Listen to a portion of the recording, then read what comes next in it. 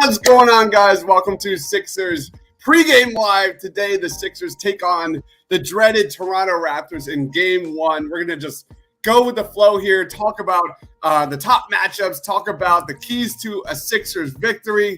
To help me break it down, I've got Mike Small, at Real Mike Small on Twitter, the host of the Killing Me Small podcast. What's going on, Mike? It's been a while. I am so glad to be here, my friend. Yes, I have not been on in a couple of weeks, had some stuff going on, but what a perfect time to come back and to be with my favorite host. Oh, I appreciate that, man. Steven says, go Stars. Come on. We're not talking about the Stars here today. If you're watching us live, is he talking USFL or hockey? What is going on here? That new football league here. No, that doesn't count. Yeah, we're not going there. No. Guys, if you're watching us live, comment. What's your vibe? What's your gut feeling right now in Game 1? I want to hear it. Let me know in that comment section. We'll put your questions up, and we'll talk Sixers basketball. Let's just start. Let's just deep dive right in here. Mike, what is your vibe? What is your gut feeling with this series, man? See, one of the things that I've learned about the Sixers is when everybody zigs, I zag. So last year, going into the Hawks, everybody's like, oh my God, we just get through this. And all of a sudden we're in the conference finals. Not so fast. This year, it's a different vibe, right? Everybody's saying, Harden's been no good. He's got terrible stats the last 6-7 games. Toronto's a terrible matchup. They're all long. They're all athletic. The Sixers have no shot. That's why I think they win the series. I got Sixers in 6. Love it, man. Love it, man. I'm like the exact opposite. I think it's Raptors in 6 right now. Here's a quick stat sheet of, breaking it down between the Sixers and the Raptors. Offensively goes to the Sixers, no questions. No questions asked. Free throw rate. They do a really good job there. Even Sixers limiting turnovers per game. Pace, offensive rebounding percentage is the big one. That is the one area that is going to truly test this Sixers team. And you look at their second best at 32.5% offensive rebounding percentage. The Sixers are 30th in the NBA, man.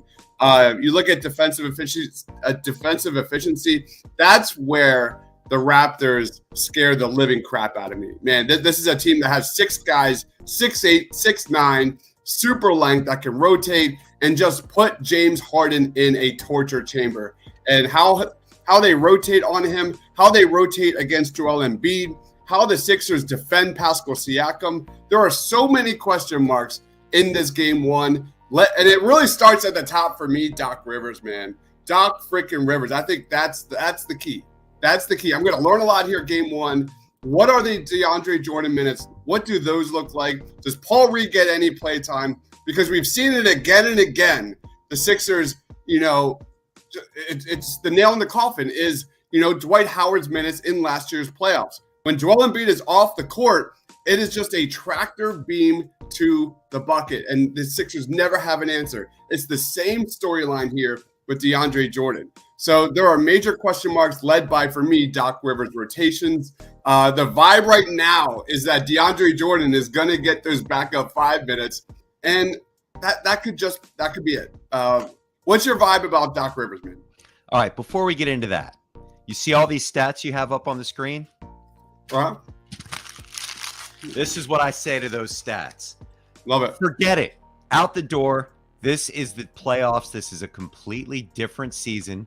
Those are regular season stats. Those are competing with different time. You hear my dog in the background? My dog even says that's a bunch I love it. My dog says, forget it.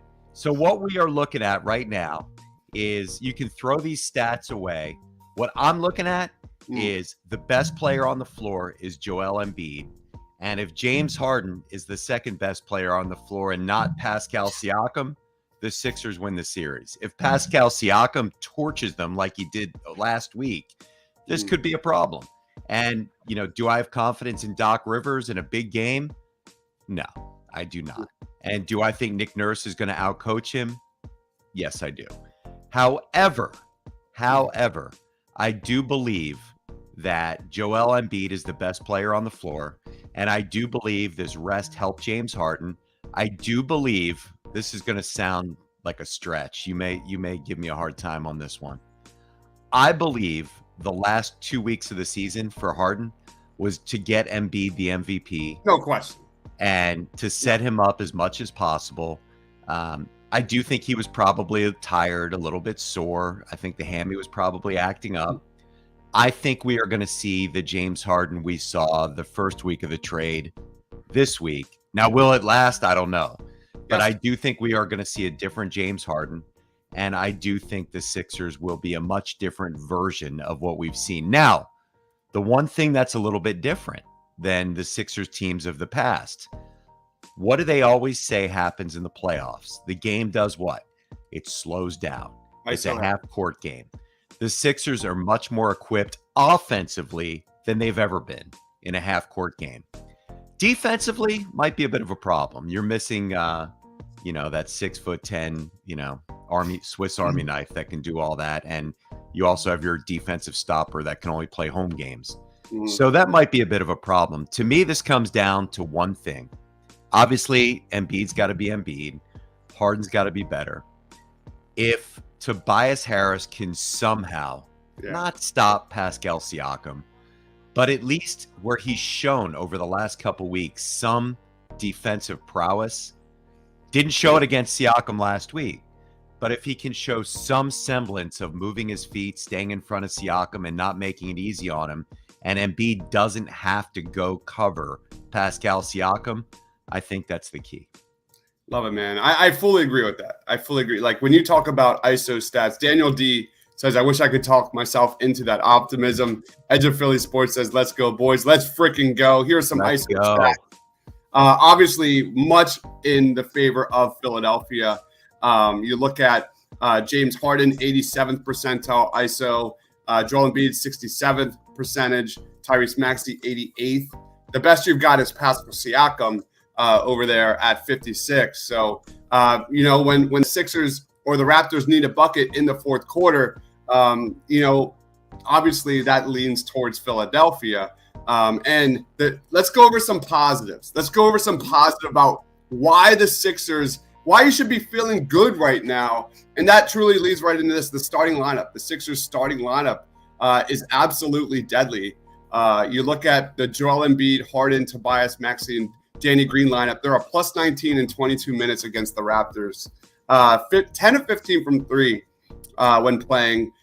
You replace Thibault in that lineup. They're a plus 15 in 16 minutes. You talk about Joel Embiid. He's had his struggles, especially shooting from the floor the last two games when the two teams were healthy, but he's still a plus 5.3. 3 turnovers in 3 games.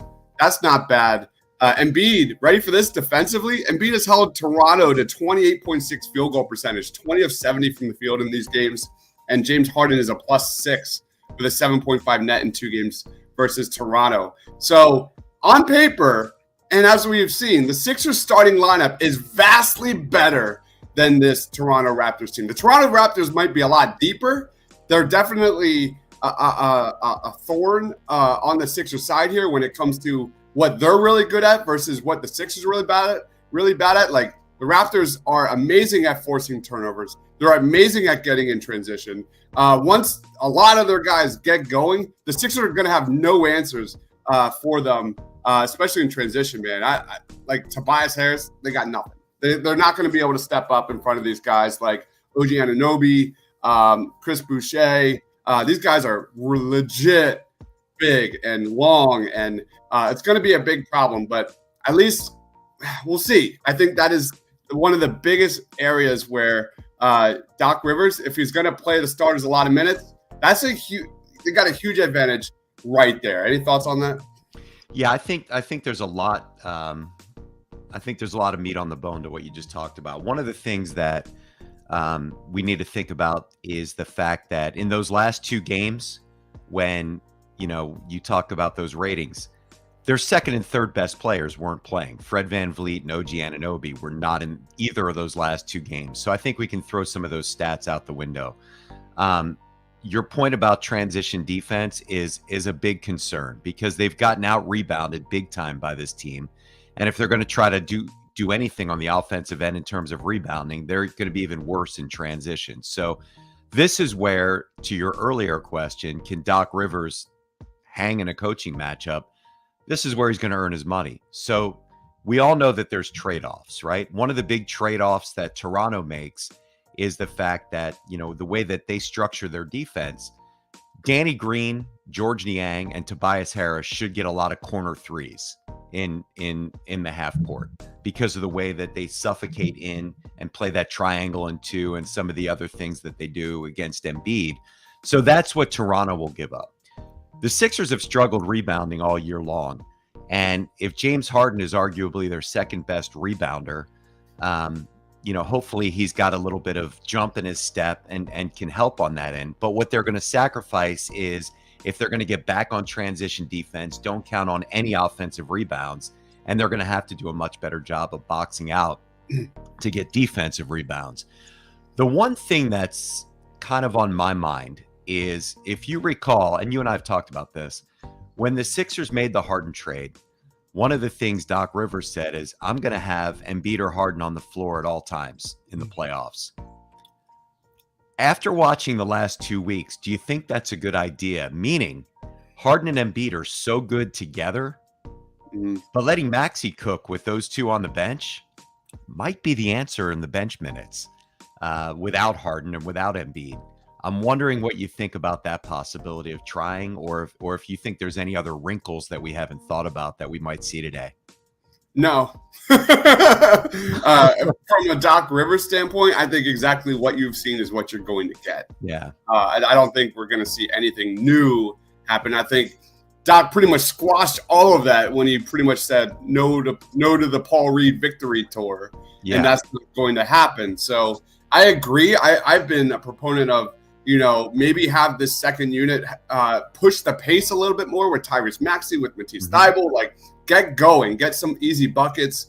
But yeah, that's a major weakness. You look at those James Harden and DeAndre Jordan, stats, they're really bad off that second. They're really bad. That's going to cook this team potentially. You look at where the Sixers have been really good against the Toronto Raptors. It's in the first and second quarter when the starters are getting chunks of minutes. Where they really struggle big time is that transition between the third and fourth quarter when Doc doesn't make adjustments.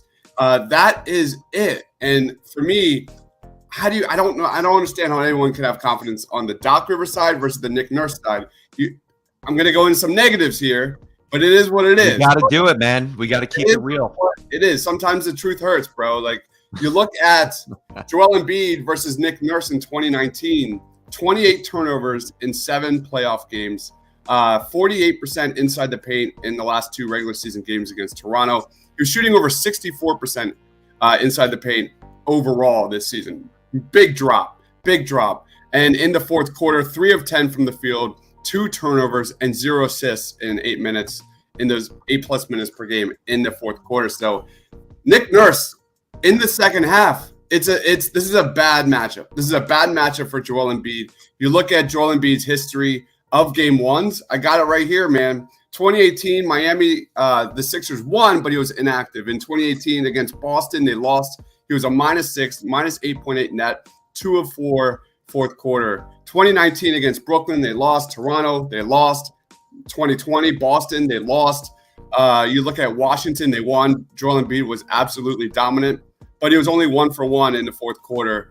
You look at against Atlanta, Joel Embiid also had a very good game. I mean, this is what it is. Like, the Sixers are only as good as Joel Embiid, and Joel Embiid has to carry this team, especially in the second half.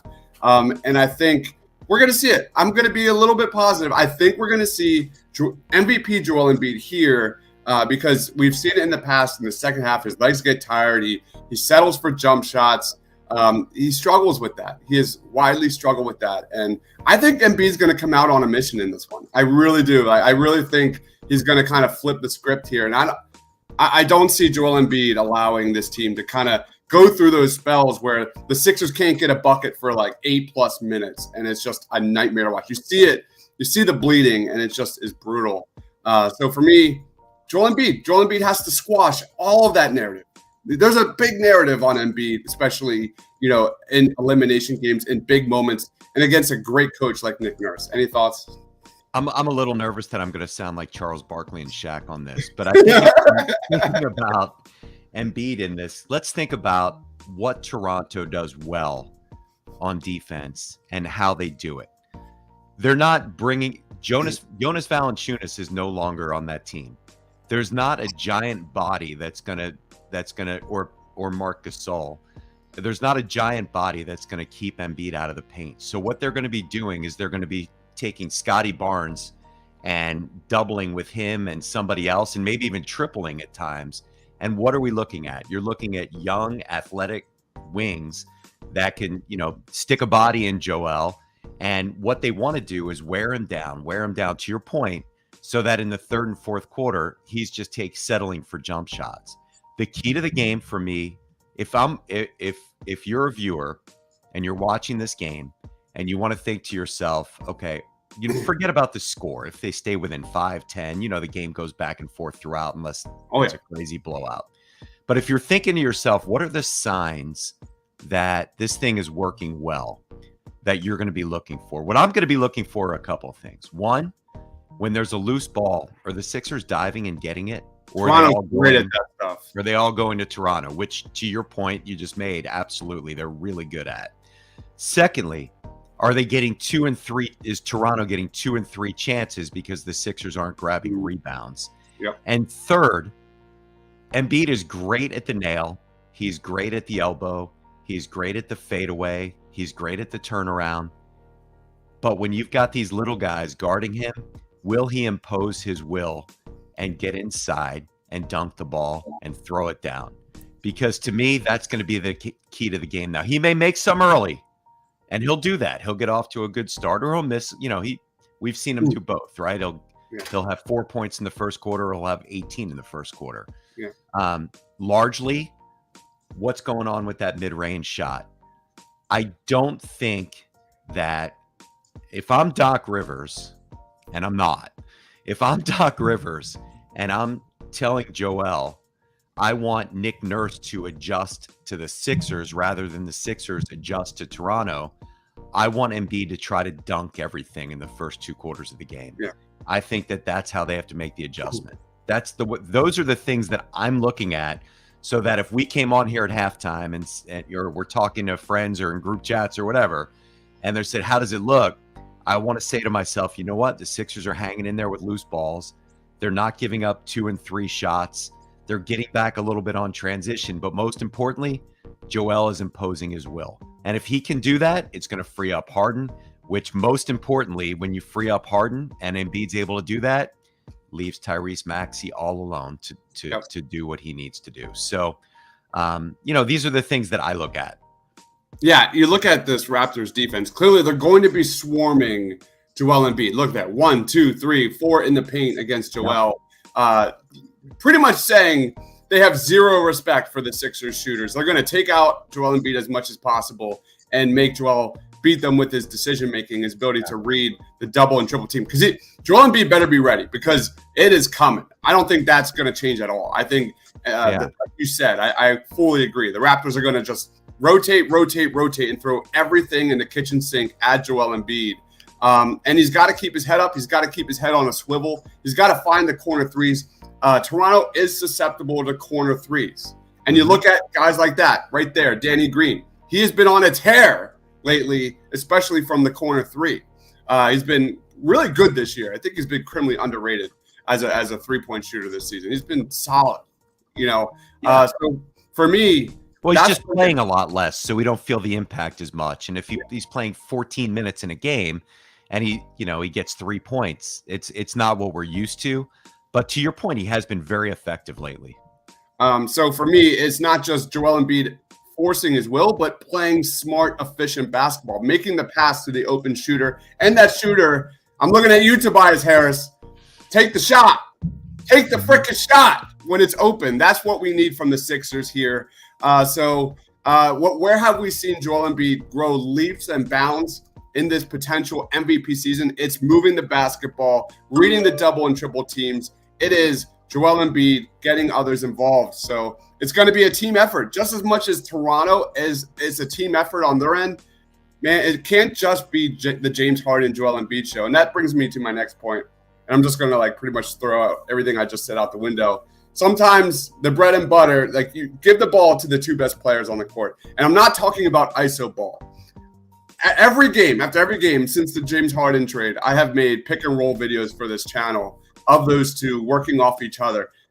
There have been major stretches, especially in the second half, where Doc will just throw out what's working, especially given the Sixers leads in the first half, and just go heavy hero ball. But whether it's James Harden, whether it's Joel Embiid, I get those two are very good ISO scorers, but Doc needs to find a balance. Doc needs to find a way to keep these guys moving off the ball. Matisse Thybulle cutting to the basket. Tobias Harris cutting to the basket. Danny Green cutting to the basket. I don't want to see guys just standing and watching Joel Embiid just back up someone in the paint. I don't want to see James Harden. The narrative is already out on James Harden. Everyone knows he doesn't have the lift anymore. Everyone knows that he can't beat bigs off the dribble anymore. What I want to see is good off-ball movement. The Sixers, it's Cobra Kai, baby. The best defense is a good offense. And I think that James Harden, Joel Embiid pick and roll, that better be dynamic. It better be consistent, and it better be in attack mode nonstop. And I'm not talking about the first half. I'm talking about the third quarter, fourth quarter. Use what works. Get these Toronto Raptors in foul trouble, man. It's going to be a lot of fun, and we're going to learn a lot in this game one. But that's my take. First of all, outstanding job with the Cobra Kai reference. Outstanding job. If we're sitting around waiting for Miyagi-Do, this might be a problem. So great job on that. Second of all, what I'm interested, God, I'm interested. Here it is. So much in the series. Here it is. Sorry. Here's everyone's just standing around. The Raptors are just like getting ready on zone to get in the face of Joel Embiid. That can't happen. Right. That cannot happen, man. We need cuts. That's, I think, something we've seen, positively over the last few weeks is James Harden finding guys cutting to the basket. We need to see so much of that, and just don't go away from it. Sorry, Mike. No, no apology at all. Harden is a great passer, and you know what? If he's not getting the speed and getting around the edge on folks, what I just don't want to see is this. Dribble, and then lose the ball or fall down and stare at the refs for 5 minutes while the other team's going back on transition. I don't want to see that. Yeah. So what I want to see is a composed Harden. I want to see a playmaker Harden. I want to see him make the right decisions. I want to see him. What I saw, I think it was the second game that he played. It was against the Knicks in New York, and I drove up to the game. I was calling him the conductor. He was orchestrating. I was like, wow, that's great. In just a second game, he's telling Thybulle where to go. He's telling Maxey where to go. He's calling Tobias in. And for some reason, we got away from that. I don't know if it was because he didn't feel the confidence in his own game. I don't know if it was because, maybe they told him to, back off. I don't know what it was. I want to see him run the team. And I want to see Embiid make good decisions. I want to see him not turn the ball over. And I really believe the Sixers win this game today. I do. I think the Sixers win this game actually fairly handily. What I'm really interested to see is how does Nick Nurse adjust next game, and what does that mean for the rest of the series? I'm not trying to get ahead of us, but if you held a gun to my head, Sixers win by 8 or 10, and I'm really interested to see what happens next game. I think they're going to win today on emotion and on, Embiid is going to be on the I can't believe they're trying to take the MVP away from me tour. And I think Harden's got a lot of energy today, and I think we'll see some lift, and I think we're going to see the whole package today. I'm concerned about game 2. I think they win the game easily today.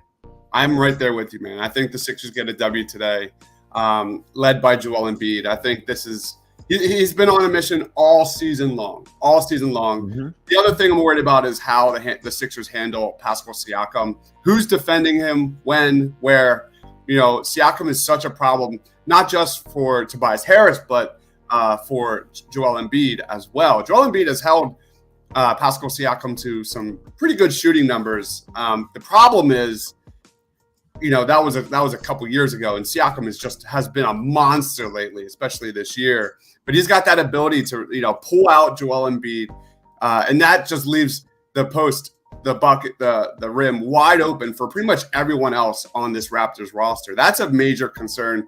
How does Doc match up, Pascal Siakam in game one? That you kind of touched on it already. Yeah. Mostly it'll be Tobias Harris. You got to start with Tobias and see if it's got to be Tobias Harris. But that's where I was like, yeah, Paul Reed. Give me like 5 minutes of Paul Reed. Just maybe a small ball 5. It's going to be pure chaos. He's going to have a lot of fouls. But I'd rather roll the dice on that than everything we have seen from DeAndre Jordan. So we're still waiting. It's 40 minutes till tip off here. But everything I hear is DeAndre Jordan will be getting the backup 5 minutes here, which is just like we're going through the same motions. So, which if you think about the last game when Doc argued with Derek Bodner and he said, look, if we go against smaller teams, you're going to see Paul Reed. Larger teams, you're going to see DeAndre. I can't wait to see how he answers that question after he goes with DeAndre, but he's never really cared about contradicting himself anyway. Would you ask Pop that question? No, Toronto is a small team. They're a small team. Like if this was a series for Paul Reed to play five minutes or so a game, especially in that third, fourth quarter transition, like this is it. This is it, man. This is it. He can give that help defense. He can help in transition. He can, get some of those offensive boards, kind of negate some of the Raptors' ability to just get so many shots per 100. Like that's the bread and butter is getting more shots than you. They might not have ISO heavy scores. They might not be good in the pick and roll, but what they're really good at is the hustle plays. What they're really good at is getting those second chance opportunities, and just running you off the court. The Sixers have to be ready to no unforced errors in this game. Just like you saw in that video, like the Sixers cannot afford anywhere in this team in this game to have kind of that same stuff we see in the regular season. Well, they'll just forget how to play basketball for like 4 or 5 minute stretches and have turnover. Yeah. And that's this Raptors team will just run you off the court real fast, and we've seen it. Yep. So yeah, let's do predictions. So you think they get the W? Who's your player of the game? I'll tell you. I just want to make one comment before we do that. My biggest concern is OG Anunoby. Really? And because he is long and athletic, aside from his defense, he's a great cutter. And if he starts hitting jump shots, the Sixers are going to struggle to guard him. It's probably going to be Thibault, I would think.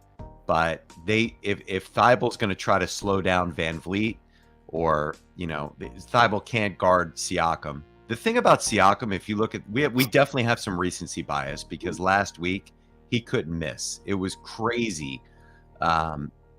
He was hitting shots I've never seen him hit. And do you remember all the Ben Simmons trade rumors early on was well, they could get Pascal Siakam, and everybody's like, no, I wouldn't do that.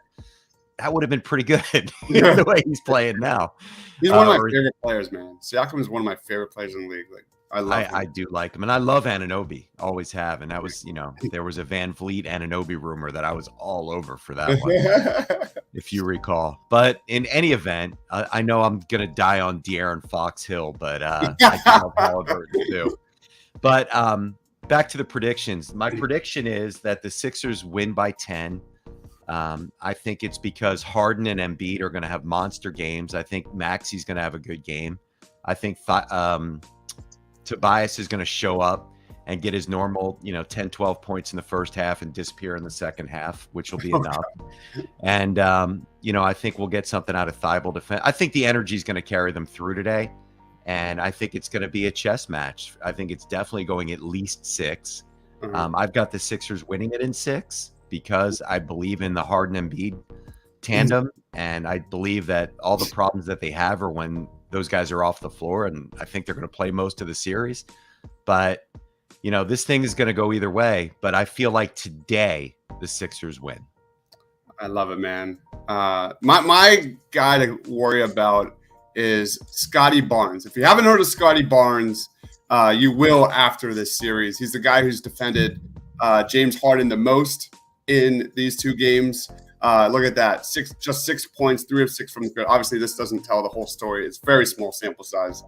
10 assists to 6 turnovers. Scottie Barnes averaging 18 points a game over the last 20 games here. Scottie Barnes has a plus 4.1 net rating in March, and he's been really good. He's a really good young player, and I think he's going to be on James Harden for the majority of this series. So that's something I'm watching. Here's some more stats for James Harden, like Precious Achiuwa, like that.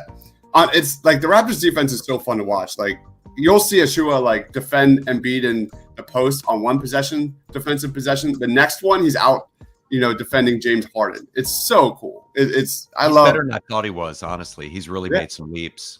Yeah. But my prediction is it's going to be a very close game. You look at game 1 this season, it was a tie game with 2 minutes remaining. Game 2, tie game with 1 minute and 20 seconds remaining.